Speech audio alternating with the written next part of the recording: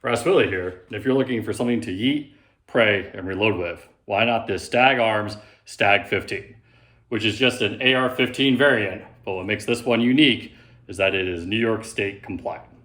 So, what does that mean? If you haven't noticed already, it means the back end of this gun looks really weird. In New York State, you're not allowed to have pistol grips, so we end up with this weird squiggle stock, but it keeps the web of your hand high, which makes this legal for having a detachable magazine in a semi-automatic rifle. The buffer tube ends up being a little weird, but it gives you a place to put your cheek. The other thing with New York State is you cannot have threaded barrels. So as you see here, the barrel's not threaded, so you can't add any flash hiders, suppressors, and so forth to it. But that does allow you to have a detachable magazine, so the button actually works.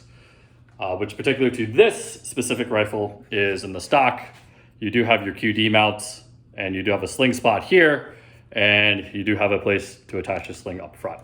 So this particular rifle has an A2 front sight, it has a flip up rear sight, so all that lines up. You can obviously mount an optic or scope, then flip this down to get it out of the way.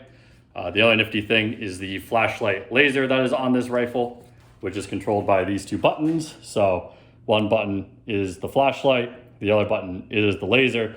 You press both at once, you get a flashlight with a laser, which the laser is not showing up too good with the flashlight on, but obviously it does work, I assure you.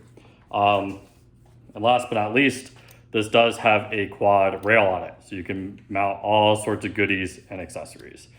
So, with that said, if you live in a restrictive state like New York and would like to own an AR-15 variant, this is pretty much what you end up with that you can legally own and take home with you. It shoots fine, shoots just like an AR-15. The only thing is the furniture is weird, and you obviously can't have a flash hider or really a threaded barrel up front.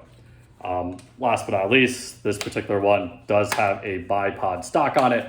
So if you're taking those longer range shots, you can flip those down if you're shooting prone, and they easily flip up. There's no weird button or anything to press to flip them up. It just happens very quickly. So I think that is about it for this guy. With the stock down here, you would think that this would impact the way you shoot, but obviously, as you can see, I can more than reach the trigger. I can more than flip the safety.